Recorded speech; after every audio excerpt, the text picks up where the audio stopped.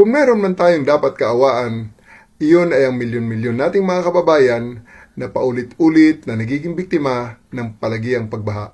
Mayong gabi Visayas ug Mindanao, magandang gabi Luzon, magandang gabi Pilipinas, magandang gabi ho sa lahat ng mga Pilipino, mga OFW saan mampanig ng mundo. Patuplok po mga kabisdak, magandang gabi ho sa lahat ng mga nandyan ngayon sa live comment section. Maraming salamat po sa inyo. Maraming salamat po sa patuloy na pagsuporta sa Bisdak Pilipinas. Thank you so much. Dahil nandito pa rin po kayo kahit maraming team replay, mabuhay po kayo. At maraming salamat po sa mga walang sawang pagsuporta sa akin. Maraming salamat po sa mga nagpapakulay. Lovelyn Shibukawa, Bisaya, OFW. Thank you so much po sa inyo. At syempre, pasalamatan din po natin yung mga nagsusupport. Thanks. Thank you so much, OFW 1982. Maraming salamat po. Oh, ito mga kabisdak, pag-usapan natin yung madilim na kapalaran ni Tory. Literal talaga ang dilim. Nag-vlog na din, no? Oh, ito, Tory, nag-vlog. Vlogger na, oh. Naglabas ng statement si Tory at tila pinatamaan po dito si Bongbong Marcos. Nako, nasaktan talaga to si Tory, guys. Sa totoo lang, oh. Hindi kasi, hindi talaga yung parang usual na nangyayari sa isang PNP chief. Binalahura, no? Pinahiya.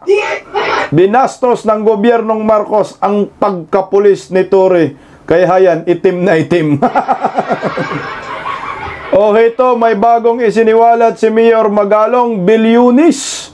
Hindi na daw idiniposito sa bangko, kundi itinatago na di umano sa loob ng kondo sana all. Yeah, words at dagdagan natin yung kay Tory. Sabi ni Tory, maawa kayo sa mga binaha. Yun po yung punto niya dyan. No, wag daw maawa sa kanya, sa kanyang mga supporters, maawa daw sa mga binaha. Wala na, patama na rin ito, guys, eh. Sandamakmak na rin po ang grabe katakot-takot na korupsyon sa ating bansa. Harap-harapan na po tayong ininsulto ng mga buhaya, mga kontratista, awards. Oh. Lalo na po itong mga isiniwalat ni Mayor Magalong na bilyonis. Mga pera na hindi na po nagdideposito ang mga kontratista sa mga kontratista, ha, sa bangko. Doon na daw sila nagtatago ng pera sa kanilang mga kondo at mga vault. Bagay, para hindi halata, no, na maraming pera. Kasi pag sa bangko kasi natitrace. At ba maki-question saan ba nanggagaling yung pera? Oh, malamang, pag kongresista ka, galing sa kurakot talaga yan. Hindi lahat, ha, ng mga kongresista na yung kayamanan nila ay galing sa pangungurakot. Pero karamihan, oh. Kaya ito po, pag-usapan po muna natin itong si Tory. Talagang nagmamaktol, eh. Hindi lang po nagpahalata si Tory sa nangyayari o sa kanya. O ito, nag-vlog po si Diwata Overload. Dapat hindi to Diwata, Tory Agta. Alam mo yung Agta sa amin? Ganyan sa kanya, literal. Itim na itim, Agta. Pakinggan natin ano bang laman ng vlog niya. Oh. Magandang araw po sa inyong lahat. Una po sa lahat, maraming salamat sa aking mga taga-suporta. Ramdam ko ang inyong pagmamahal at tiwala. Sa gitna ng lahat ng kaganapan at nagaganap, ang inyong mga salita at panalangin ang nagsilbi at magsisilbing lakas at inspirasyon ko. Ikalawa, salamat din sa mga naawa sa akin. Ngunit hinihiling ko sa inyo, huwag niyo akong kaawaan. In spite of my abrupt removal as Chief of the Philippine National Police, okay po ako. Kung meron man tayong dapat kaawaan, iyon ay ang milyon-milyon nating mga kababayan na paulit-ulit na nagiging biktima ng palagiang pagbaha.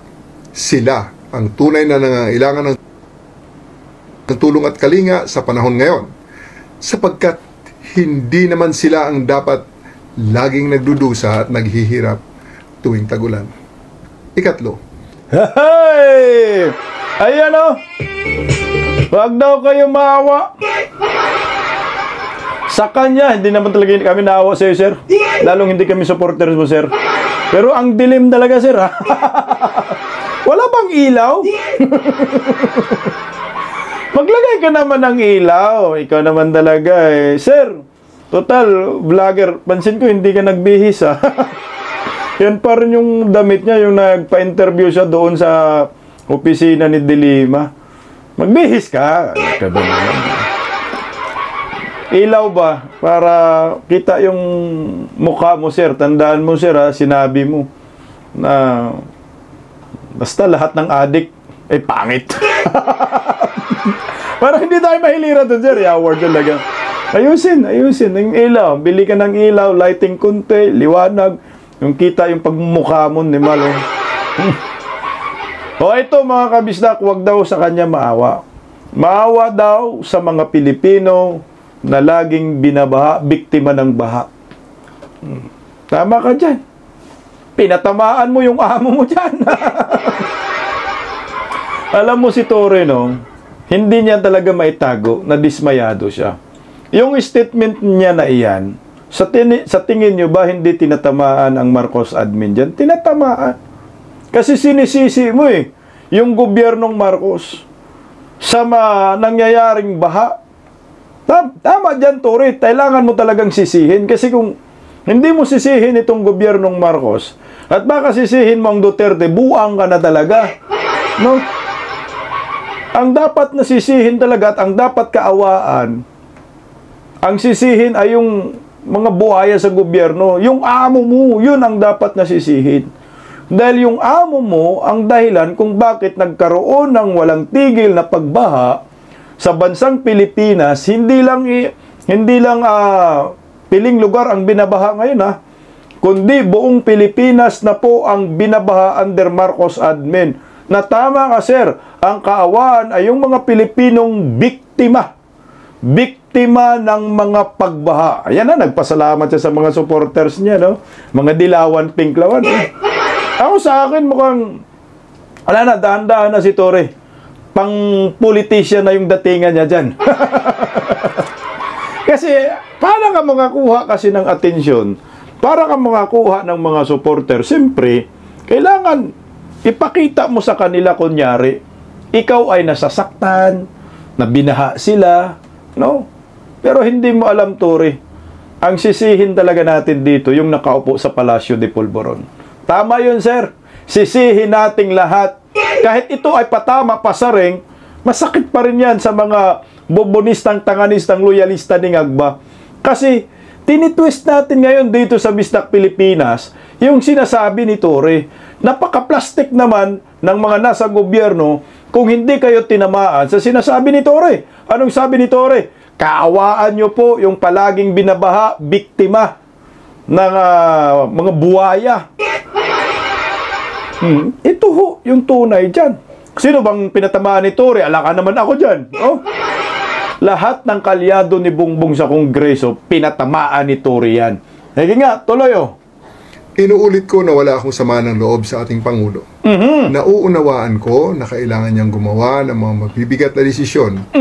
At ang pagkaalis ko bilang Chief of the Philippine National Police ay isa lamang sa mga ito. Pulis pa rin naman ako. I serve and still continue to serve at the pleasure of the President and our country. Mabuhay po tayong lahat. Mabuhay ang bagong Pilipinas. Anong loob mo? Wala daw siya sama ng loob kay BBM.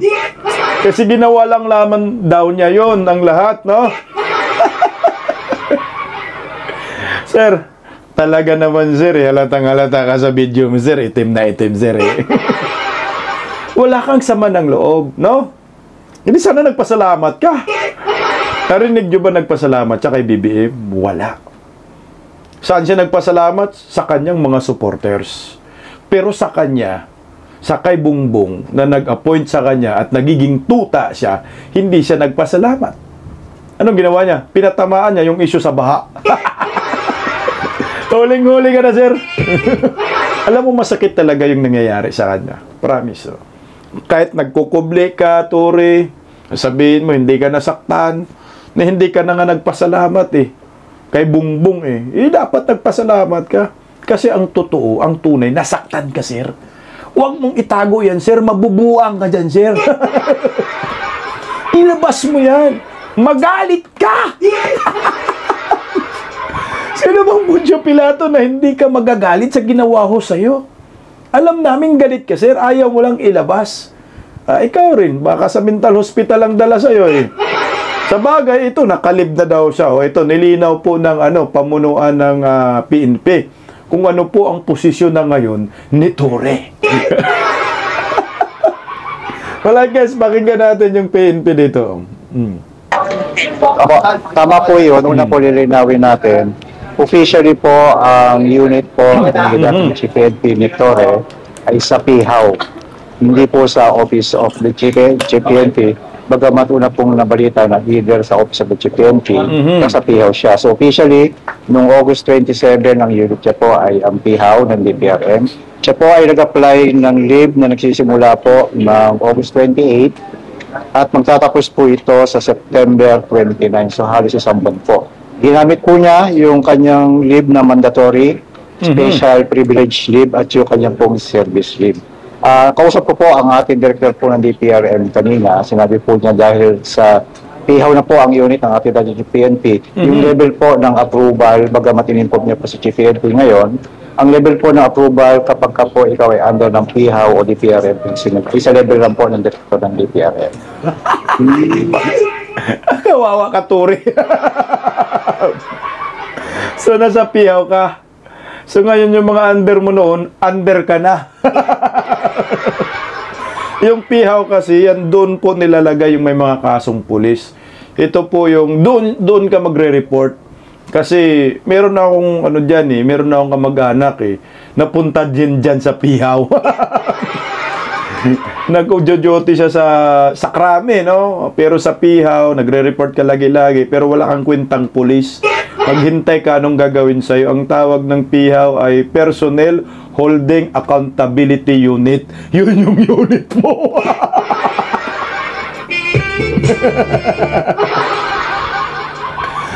Yun yung unit mo. Lahat ng may kaso doon, magkita-kita kayo, mga pulis iskalawag. Yun yung classification mo, Tore. Hapat nga yung star mo. Pero doon ka sa PIHAW, dyan ka, holding facility, floating ka. Kasama ka ng mga pulis iskalawag, mga buklo ng mga pulis, mga uplok. Ayan, kasama mo. Tapos sasabihin ni Bongbong na wala daw siyang kaso, wala daw nilabag sa batas si Tore, pati ng spokesperson. Kung wala, dapat bakit sinibag nyo? Tingnan mo, pakinggan nyo po ang payag ni Senator Bato kay Tore. Sinabi po ng palasyo na merong inaalok na posisyon laban sa kanya na may malaking role din po. Sa tingin niyo po ba, karapat dapat pa ba siya na malagay sa posisyon considering ganito po yung naging sa kanya? Sinapit po niya, meron siyang mga hindi nasunod. Kung tayo ang masunod, hindi talaga. Hindi na dapat. Kaso, he serves at the pleasure of the president. Kung gusto ng presidente na bigyan siya ng pwesto, then wala tayong magawa. Presidente ang masusunod dyan. But then again, ako naman si General Torre, mag-isip-isip rin ako, no, na halata naman na yung ibibigay nyo sa akin na pwesto, pampalubag loob na lang yan. Para hindi kakalma na ako at hindi ko wala. Dahil tinanggal niyo ako.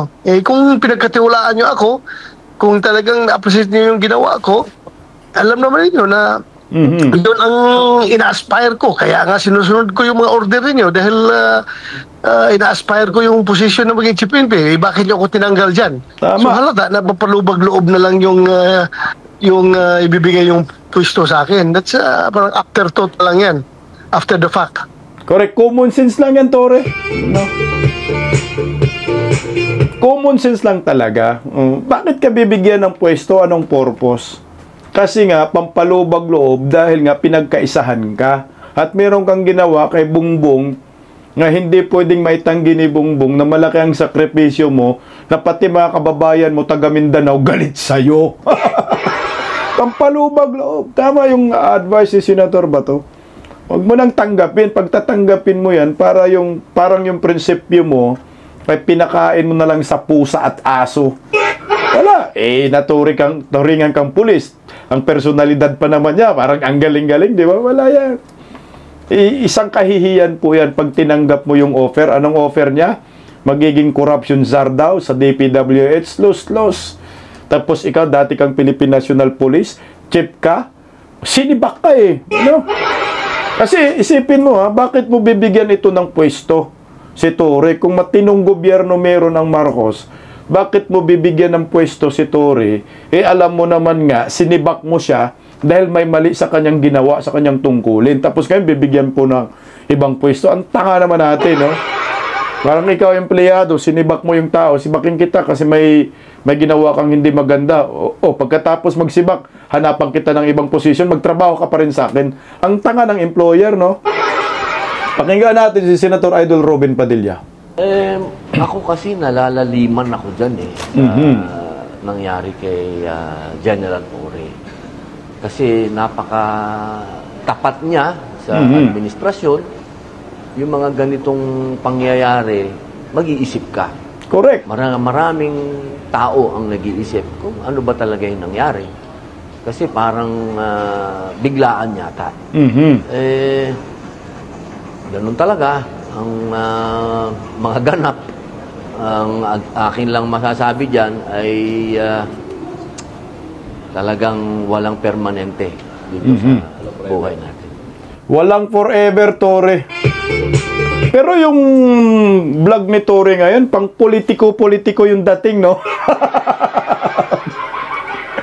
Pero pagtatakbo si Torre din kasi sa 2028, no? Senator na daw tatakbohin senatorial position daw. Hindi na daw presidente ngayon, magkang mag-alala, hindi sasapawan si Tambaluslos. Kailangan niya talaga, kumbaga, magiging involved sa publiko, no? Hindi siya nawawala sa, ang tawag dyan, limelight. Kailangan nandun siya lagi. Makikita siya lagi ng mga bubonistang, tanganistang, loyalista ni Gagba, mga Pinklawan, Dilawan. Kumapit ka kaya, Dilima, Torre. Kaya siguro, kung talagang kakainin na ni Torre yung kanyang pride, tanggapin niya yung offer for the sake of kanyang ambisyon na magiging senador or magiging presidente, vice-presidente, tatanggapin niya. Kakainin niya yung pride niya. Lalaruin na lang niya ito. Kasi tingnan mo kung hindi siya nasaktan sa ginawa ni Bongbong, bakit hindi niya kayang pasalamatan si Bongbong sa ginawa sa kanya? Pasalamatan mo. Maraming salamat sa pagiging PNP chief. At maraming salamat, sinibak mo ako. Ngayon, magiging ka pa? Magiging corruption czar? For what? Anong gagawin mo dyan? So ngayon, magkalit-silitsi na naman sila dyan kasi corruption pinag-uusapan. Trabaho ng ombudsman, trabaho ng DILG. So magsasapawan na naman sila ni Remulla, patay ka dyan. Bilalong war. Pag-uusapan natin yung patungkol sa flood control projects, mga kabisdak. Manumalyang scam under Marcos admin. Ito. Mayor Magalong merong bagong isiniwalat tungkol sa flood control na di umano ang mga kontratista ay bilyunis na sa loob ng mga kondo. Alam niyo po mga kabisdak, sa totoo lang, kailangan po talaga lahat ng mga kongresista imbestigahan. Lifestyle check, okay naman yan Kaso, ano ang mangyayari pagkatapos ng lifestyle check? Wala rin. Pautot lang din. Kaya, kasuhan, okay yan. Pero sana, pagkatapos ng lifestyle check, ay kailangan po, kailangan may makasuhan. Tingnan mo ang yabang-yabang po ni Auntie Claire, na di umano ay handa umano ang lahat ng gabinete ni BBM magpa-lifestyle check. Kasama si BBM. Lahat ng parte na ehekutibo ay ready for lifestyle check. So, ma'am, nakausap niyo po ba siya regarding this and his affirmative po? Lahat po na ehekutibo, miyembro ng ehekutibo ay ready. Pati pang Pangulo. How about, ma'am, sa kasi si Senator Risa Ontiveros, she's also calling for the full disclosure of SALN. How about that matter po, ma'am? Okay, lumalayo kasi po tayo sa issue. Sinabi po natin na ang Pangulo, ang buong ehekutibo ay ready for lifestyle check. So wag po tayong lumayo sa issue. Ang issue po ngayon ay tuligsain at habulin ang mga involved sa flood control projects. So wag po natin ibahin at wag tayong medyo mamulitika patungkol dito. Hindi po. Ang ubob mo naman. Siyempre, gusto nyo, di ba, ang yabang mo, ang sabi mo, magpa-lifestyle check lahat ng lahat ng mga nasa executive. So ngayon, pagpa-lifestyle check, siyempre, konektado yung salin mo. Kailangan malaman ng publiko yung salin. Bakit ayaw mo sagutin yun? Dahil takot ka. Dahil hindi totoong magpa-lifestyle check kayo at yung salin po ay nandun yung sandamakmak na tinatago ninyo sa publiko para malaman. Bakit ba takot kayo makita yung salin ni BBM? Huwag daw tayo mamumulitiko. Ubublin tong tong spokesperson na ito. Ang yabang-yabang mo, lahat daw ng miyembro ng executive magpa-lifestyle check pero atras ka sa salin, ang tangingot. Tuloy nga. Pa necessary ang SALN for a lifestyle check. Kaya nga po. Kaya nga po ready po lahat. So kasama po yung SALN. So, is the President willing to show his SALN? Kasama po sa lifestyle check. Pagka po nagkaroon lifestyle check, mauna, mahuli man ang Pangulo, kasama po yan. So, willing po si Presidente to show if necessary? Kung kinakailangan nga po, sabi nga po natin, ulitin natin, lahat ng miyembro ng ehekutibo ready for a lifestyle check. O Bob, yes or no? Mr. Gerard. Lifestyle check, hirap na hirap magbanggit. O yan, yes or no lang. Buksan mo yung salin kung willing. Ang tanong nga dun, willing. Ang sagot mo, yes, willing. Yun yung sagot dapat. Hindi yung, kung lifestyle, kung merong lifestyle check, ibig sabihin, sinasabi niya kung di wala talagang lifestyle check na mangyayari. Kasi mahalaga po yung lifestyle talaga ngayon. Sa akin lang, pabor ako dyan. No? Pero isa publiko nila yung lifestyle check nila. Nang malaman ng taong bayan. Lalo na ngayon, yung kinontent natin kanina, ala sa AC Media, marami po ngayong kamag-anak ng mga kongresista na nagpapakita po na marangyang buhay. Di ba ho? Mga kilalang kontratista, mga politiko, ay yung mga kamag-anak nila nagyayabang sa social media. Kailangan pangunahan mo, BBM. Isama mo si Saldico, isama mo si Martin Romualdez, isama mo si Lisa, isama mo si Sandro, kayong lahat kailangan transparent. Live. Yung lifestyle check ninyo, tingnan natin ang buhay ninyong lahat, mga bank account ninyo. Yung mga kotse ninyo, ilan? Kasi dito kay Saldico, yung kamag-anak niya, pamangkin niya, aeroplano, 3. 3 yung nakita namin, ha?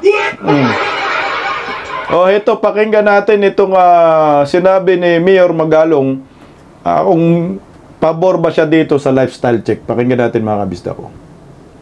Malaking bagay ang lifestyle check. Kasi alam mo yung lifestyle check, are you aware that it will take months to conduct a lifestyle check? Kasi ang daming proseso yan. Hindi, alam mo, magtatapos lang yan ng 1 linggo. No?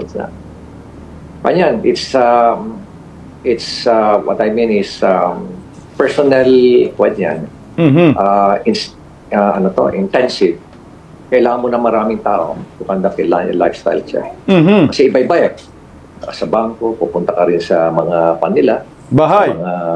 Magre-record check ka. Magkakandak ka rin ng mga interviews. Business. Maraming taong gagamitin dyan. It will take months to conduct a intensive lifestyle check. Parang nagkakandak ng background investigation yan. So, malaking bagay. Makakakuha ka ng marami ka makukuha ng mga ebidensya niyan. But we've done. Ang gawin siguro, kasi kailangan daw ng maraming tao, lifestyle check muna yung top 15 na mga kontraktor na nandoon yung mga kongresista. No, mga kontratistang kongresista, yun ang unahin. Tapos executive department, sila muna. Yung nasa taas, bago ang iba. Para mabilis. When I was in CIDG. Yeah, when you were head of the CIDG, but it's gonna take time. And Would you agree, Mayor, that possibly a number of the assets would most probably not be named under this particular person? Yung talagang pagmamay-ari ay hindi nakapangalan yung mga ari-arian. Alam mo, ang gagaling na nila eh. Ang gagaling nila, Pinky. Karamihan ng mga properties nila wala sa pangalan nila. Pero matratrace mo naman yan. Matratrace mo. May mga paper trails. Of course, you're going to interview neighbors. You're going to interview certain people na has personal knowledge. At ikakaroon ka lagi ng lead. There will always be lead. If you're a good investigator, you will always find a way to gather pieces of evidence. Yun lang ang problema kasi nakadami lahat. Yun ang sabi ni Vice President Inday Sara, may mga dami ang mga yan. Magagaling ang mga yan. Lifestyle check mo, pagtingin, wala namang kayamanan, wala namang bank records eh. Kotse, hindi nakapangalan sa kanya, nakapangalan sa ibang tao. Yun ang mahirap doon. Pero siguro, tama nga yung sinasabi ni Mayor Magalong, kung magaling ka na investigador, talagang makikita mo pa rin. Mahahanapan mo pa rin siya ng koneksyon sa mga yaman na yan. Ang tawag dyan, ill-gotten wealth. Tuloy oh. Marami na nga akong investigador sa social media. Yeah, sa social media pa lang, meron nga, di ba, tinatawag natin social media exploitation and document exploitation. Doon pa lang, kapag-mine ka na ng napakarami doon, dito makikita mo na lang kung ano yung mga dinidisplay nila. Ang dami niyan eh. Minsan nakakalimutan nilang ilagay kasi nga doon sa they flaunt their wealth. Their wealth, and they're not really aware na, alam mo, they're just exposing themselves. Kaya they're not aware that social media never forgets. Correct, oh. Tingnan mo kagaya po itong kay Saldico Pamangkin. Post ng post sa social media. So ngayon, yung kontrobersya ngayon matindi na. Nakikita ng mga netizen, ako, kinontent ko kanina alas 6:30. Isipin mo yung eroplano, nakikita ko 3 eroplano eh. Nagpapaselfie siya, iba yung sinelfihan niya, iba yung sinakyan niya, iba pa yung basta 2, 3 klase yung pinapaselfie niya dito. Ipe-play ko ulit yung yung video. Ito sa social media to nakukuha natin, hindi naman natin ito gawa-gawa. Eroplano guys, so tingnan mo. Pakita ko sa inyo guys kung paano nagre-refuel yung plane. Ayan, dyan pala pinapasok. Actually, first time ko ito makita guys. Ganyan pala. Grabe naman ang tulog neto. As in, pa left and right. Buti na lang di mo na yung katabi mo. Kasi mo na yung mask mo. Pakita mo naman yung face mo. Dali, huwag ka na ba eh. Pakita mo naman yun. Hala, daliwa. Grabe oh. Joke lang. Grabe, mura-mura ka pa. This is our current situation. And alam niyo ba guys, mas gusto ko tong plane na to kaysa dun sa maliit na ginagamit namin. Kasi this one is not super matagtag, tapos may mga tables. Mas malawag siya. This one is a 6 to 7 seater plane. And mayroon pang seats sa likod. Tapos hindi siya maalog. Tapos may ganito pa. Maganda dito, dala tayo ng wine, hamon. Sana dinala ko yung hamon Iberico na nasa ref sa Manila. Ayan, may table din here. Tapos doon yung captain and mekaniko.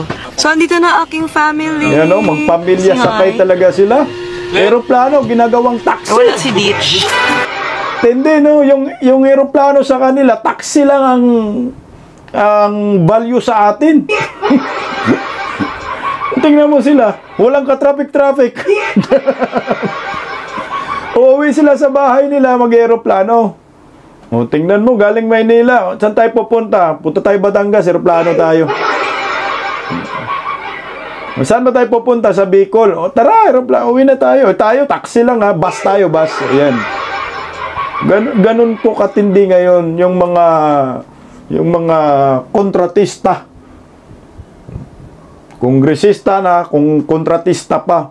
Maluho eh. Iyan ay sa social media po kumakalat. Hindi naman po yan makunan ng video kung hindi nila kinukunan ng sarili nila. Binibisto nila mga sarili nila. So ngayon, kailangan talaga mag-lifestyle check. Gusto ko po ito unahin si Saldico. Yung pamilya ni Saldico, bubuim. Unahin mo yung bubuim, lang hiya ka. Huwag mong palampasin yung mga kakampi ng pinsan mo. Lifestyle check by ka mo. Ang kamalas ni Saldico kasi kongresista pa rin siya. Na makasama ka dito sa lifestyle check. na padrama ni Bubuim. Ang problema kung puro mga dami-dami nga, pero hindi pa rin nila yan may tanggi. Lalabas at lalabas din talaga yung mga utot ninyong amoy impacto. Mangangamoy talaga yan. Naniwala kayo. Malalaman at malalaman ng taong bayan kung saan yan galing yung mga kayamanan ninyo na hindi nyo may paliwanag. Pag-check mo pa lang, uy, tatay mo, kongresista. Kongresista na, kontraktor pa. Oh. Tito mo, kongresista. Oh. Kongresista na, kontraktor pa. Nanay mo, gobernador. Hindi ba? Syota mo, kongresista, kontratista pa. Ate mo, kongresista din, kontratista pa. Patay kang bata ka. Ang tanong, seryoso ba si Bubuim dito sa kanyang lifestyle check o pamidya pa rin? Kasi nga, marami na pong kababalagan ngayon nangyayari sa ating bayan. Pakinggan po natin ulit itong si Mayor Magalong. Bumibili sila ng 2 or 3 bedroom condominium. Ito na po yung kondo na ginagawa nilang bangko. Kagaya nito, style nila, di ba? Huwag kang magdeposito sa bangko. Kasi pag i-lifestyle check ka, sisilipin ka ng audit, masisilip ka. So anong gawin natin? Bumili ka ng sariling vault mo at doon mo na ilagay yung pera mo. Bibili rin ako ng vault dito sa bahay. Maganda na agad ako, ha? Kasi pag ako nagiging kongresista, magiging kontratista din ako, Yawards. Para bilyonaryo agad, Yaward talaga naman. Sige nga. Doon po nilalagay sa, sa pera. Yung pera nilalagay doon sa kwarto. Sabi mo nga hindi na sa vault. Yan na sa kwarto na po nilalagay. Could you further explain that, sir? Alam mo, unbelievable nga. Unbelievable, Pinky, ano. Ganun na karami yung pera nila. If you notice, tingnan mo na lang yung sa flood control. Billions are actually involved. Nawawala yung billions. How much, alam mo ba na for the past 3 years, when we were doing a review and we started to drill down on the data derived from the GAA, alaman namin na about 600 plus billion was actually poured into flood control projects for the past 3 years. Grabe. Isipin mo na lang kung, sabihin na lang natin na 20% or 30% ang nakuha dyan. Can you just imagine kung gaano kalaki yung perang nawala dyan, mga 200 or 300 billion pesos. Pero it's not only 200 or 300 kasi ang laki. Napakalaki ng porsyentong kinukuha eh. Iba pa yung porsyento ng politiko, iba pa yung porsyento ng implementing agency. Kunyari ngayon, kasi 1 trillion, di ba?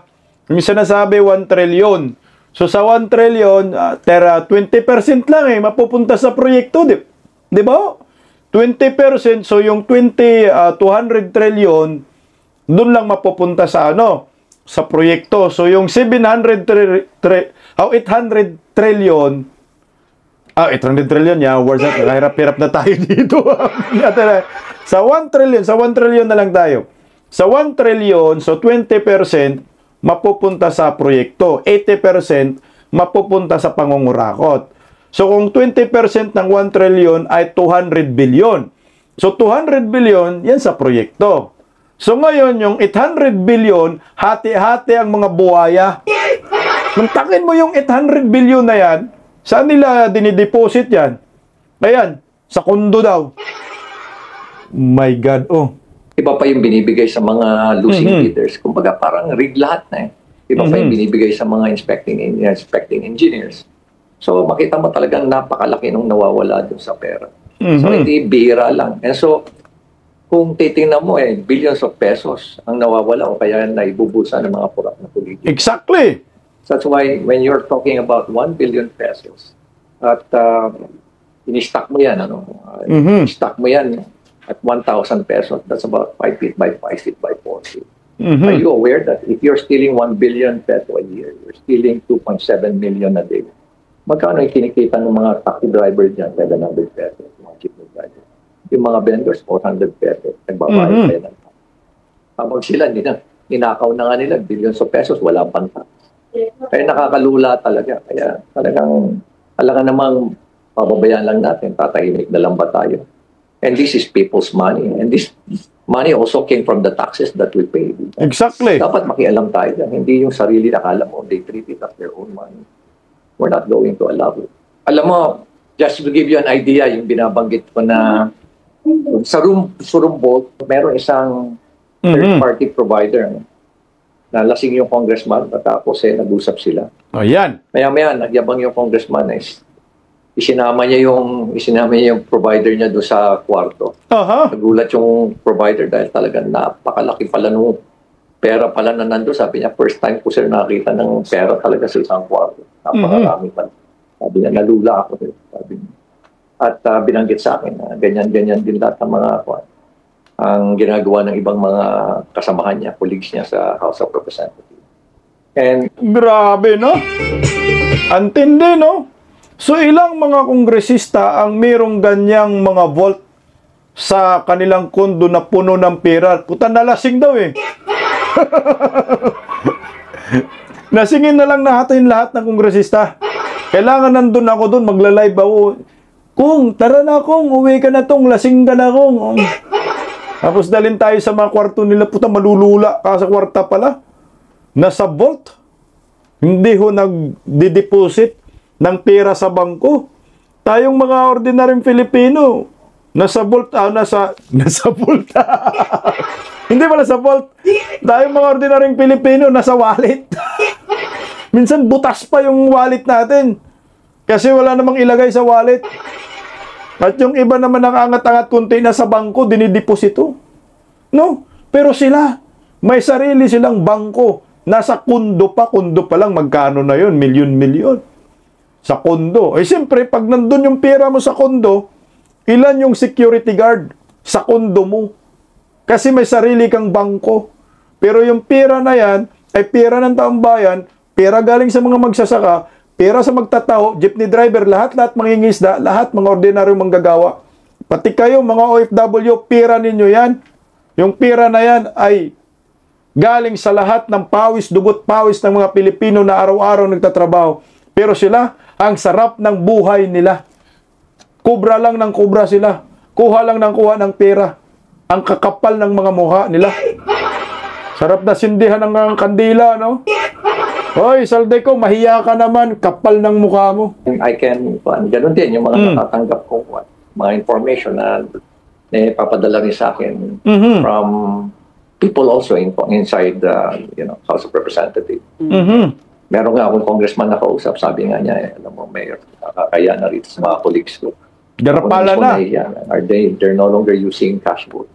They're using room vote. Sabi. Ang kwarto hindi ginagamit sa tao, nilalagay ang pera. Yeah, hindi na tao. Tumitira doon. Putya, no? Ang kwarto, ang kondo, hindi na para sa tao. Sa mga kongresista, ha? Para na sa pera.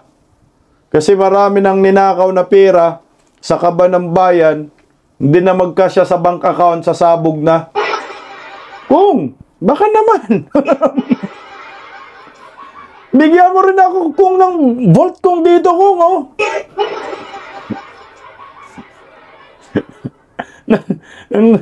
Masaya naman buhay namin kung. Mukhang gusto ko nang mabago yung buhay ko. Promise. Sana ang nasa isip ko nung bata pa ko, paglaki ko gusto kong maging kontratista. Pwede pa naman siguro maging kontraktor ako, no? Pag-kontraktor na nga lang ako, putang ina, nakakalula yung pera pala dyan. Sus ko, Ginoo. Makakuha ka siguro ng kalsada, mga 10 kilometrong kontrata. Bilyonaryo ka na. No, kontraktor man ako. Yan yung mahirap sa ating mga Pilipino. Dahil yung mga kontraktor, papasok sa gobyerno, papasok sa DPWH, papasok sa buhay ni Kong para yumaman at maging bilyonaryo dahil alam ng mga kontraktor ito na kurakot si Kong. Sige nga.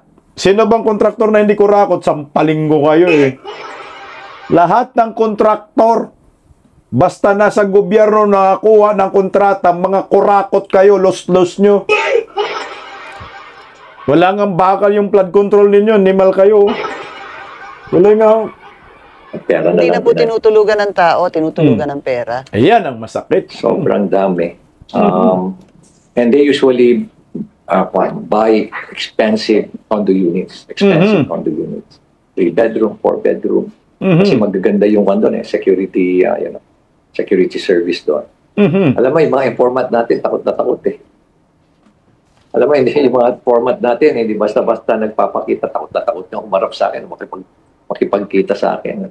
So we always find a way for them to deliver their information to me. That's why we're using mga trade traps and intelligence para talagang hindi naman sila mailagay sa alanganin. Because they fear for their life as well. Ganon din naman ako. I fear for my life. And especially my family. Siguro kakayanin ko yan. Pero the family, yan ang inaalala ko. Mayor, have there been threats, recent threats to you and your family's lives? Wala pa naman. Sa awan ng Diyos, wala pa naman. But during the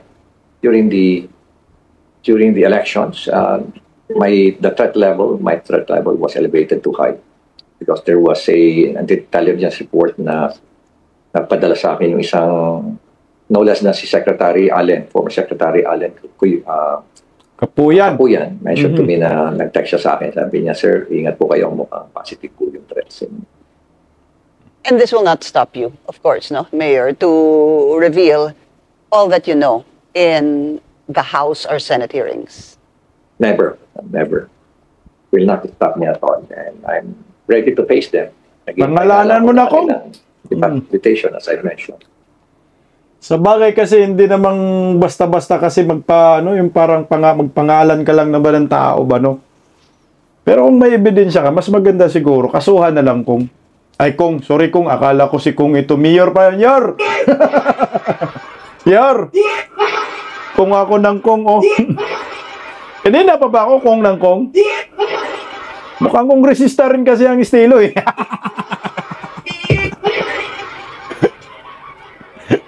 Yor! Ano mo na, Yor? Pangalanan mo na, Yor. Pero mas maganda kasuhan mo na, Yor. Isa ko nga kinasuhan niya, di ba? Nasabi man ni Yor, may kasuhan si Chua, patay ka, abanti ka. Kasama si Valeriano. Maghintay ako dito kay Yormis ko. Sana gawin mo rin magalong. Kaso ka rin, huwag kang matakot, total military ka man. Si Isko nga, batang tondo lang yan eh. Hindi natatakot eh. Batang tondo lang naman si Isko, pero tingnan mo naman ang tapang magsampa ng kaso. Pinapangalanan talaga niya, si Chua, Abande, Valeriano, kayo, wala kayong mga permit, mga buang kayo. Pero si Magalong, wala pa akong narinig sa kanya na pangalan. Kailan niya pangalanan? Sana kung pangalanan mo, pangalanan na kaya niya? Sino po ba ang pinaka-malaking kickback ang nakukuha? Sino? Alam mo, pag tinanong mo sa House of Representatives, alam nila kung sino. Alam nila, nagmamaang-maangan lang sila. Pero sino alam nila. Ang nakakalungkot dito, bakit parang takot silang banggitin yung pangalan niya? Kaya nga gusto ko na umarap dyan sa House of Representatives, dyan sa inquiry nila para banggitin ko yan eh. Have you been invited to the House? Oy, babanggitin daw ni Mayor Magalong ang pangalan pag i-invite siya sa House of Representatives. No, siyempre, ang malaking kickbacks, alam na natin, mga kongresista, yun yung pinupunta niya. Inimbita ba? Kasi sabi, ini-invite daw eh. Pero ito, pakinggan natin kung inimbita ba. House hearing or were you even invited in the Senate hearing, sir? Yeah, lagi nga nila akong inahamon dyan sa House of Representatives pero wala naman silang pinapadalang And besides, kung nakatanggap naman ako ng notice, with all due respect to the House of Representatives, of course I will attend. Ganun din, yung sa Senate, wala naman ako natatanggap na any notice whatsoever that I will attend the Senate hearing. So you're ready, sir, whether it be the Senate or the House? Yes, I will attend definitely. Makatanggap ako ng notice. Mayor, ang sabi po sa House, kung kayo po ay iimbitahin Maganda po, magdala kayo ng mga dokumento and name names. Is this something that you will be able to do in the event that you are invited and you show up, sir? Well, sabi ko nga po, that would depend on their, I will reveal everything. That would depend on their questions. But what is important here is, sabi ko nga, they should not treat me as an accused. They should treat me as a resource person. They should allow me to present deliver my presentation, my message or manifestation. Sa presentation, sir, would you be able to present documents that will point to corruption doon po sa stakeholders, whether it be politicians, the DPWH, or contractors? If you were to present that in the House hearing, ito po ba makakapagturo na? Okay, go ahead, sir. Yes, thank you, absolutely. Siyempre, yun naman ang gusto nila makita, di ba? Useless lang naman kung magsasalita lang ako corruption without presenting anything. So I need to present some proof that there's massive corruption that is happening in various projects of the PWH and also especially through supply control. Ready na po kayo doon? Handa na po kayo doon? Marap ka! Handa na kami doon. Kaya naghihintay na lang nga ako ng tawag nila. Opo. Mayor, will you be able to name names? Sabihin po natin, politicians. Yes. Politicians, yes. No, ito maganda. In Congress. Yeah, of course, definitely. In Congress. In both houses of Congress? Hindi ko ganong abot yung sa Senate. Ang abot ko lang is Congress. Doon lang sa House of Representatives. Okay yan. And if you... Go ahead, sir. I would prefer to, appear sa House of Representatives. Okay, so handa naman pala siya humarap sa House of Representatives at sa Senate. Ang problema pala itong mga kongresista, puro lang dakdak, puro lang yabang.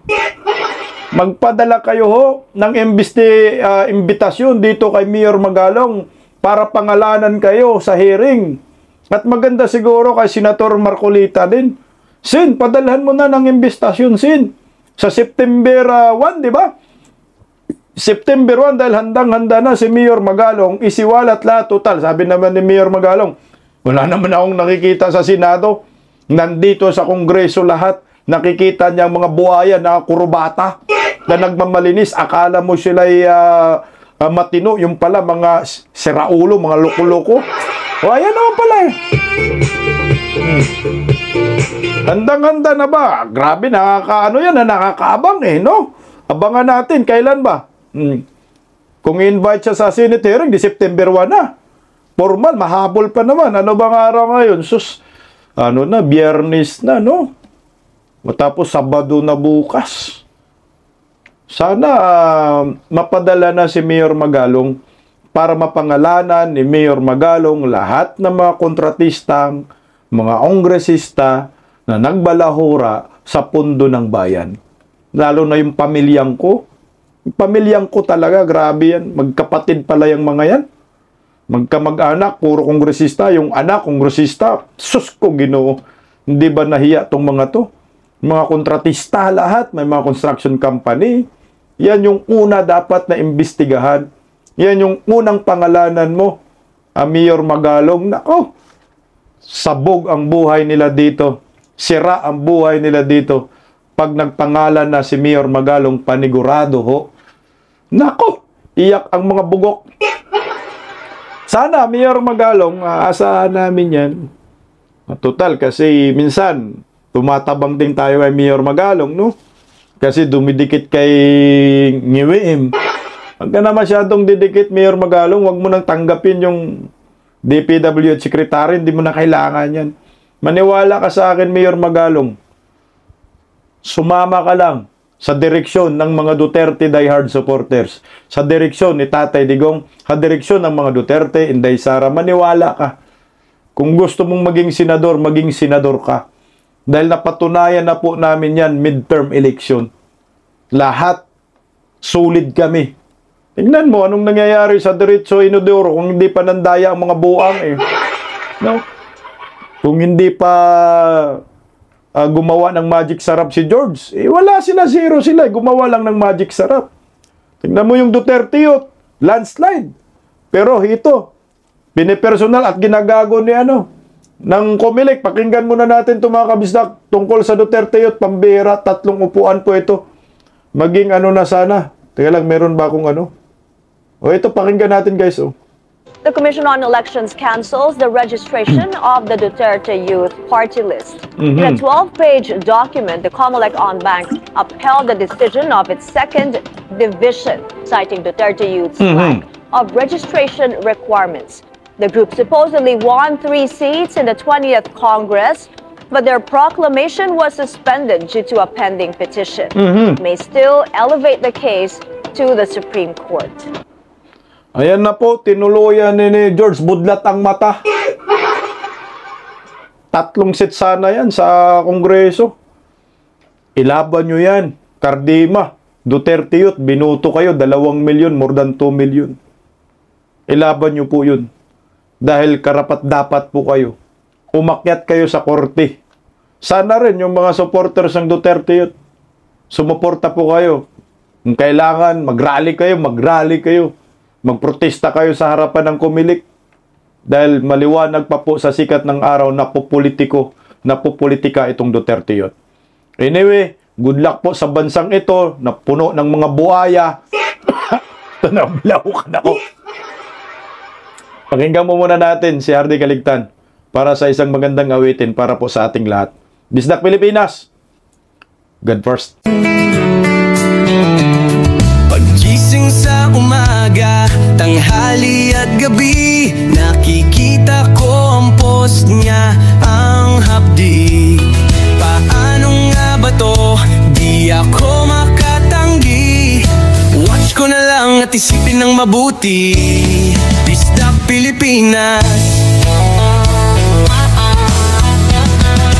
Bisdak, tinig ng katotohanan. Sa bawat vlog may laban sa kasinungalingan. Mulat ang mata, gising ang masa.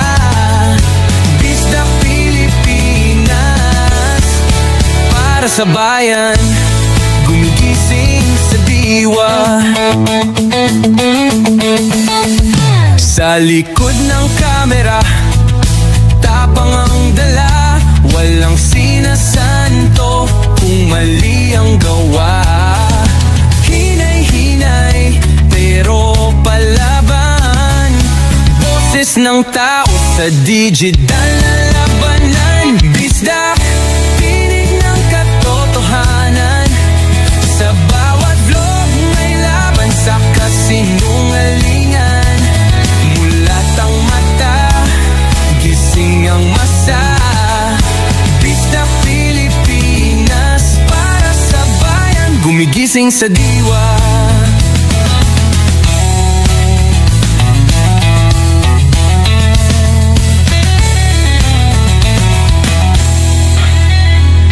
Hindi artista, hindi politiko, pero ang katotohanan, sigaw niya ay buo. Sa YouTube o Facebook man siya makita, may aral ka pa rin, may uwi sa bawat salita. Bisdak, gising sa katotohanan. Di lang kwento, kundi panawagan. Sa bawat Pilipinong naghahanap ng liwanag.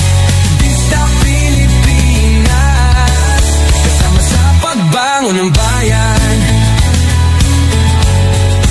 Bisdak Pilipinas, boses ng masa, gising ang diwa. Sa vlog mo may pag-asa.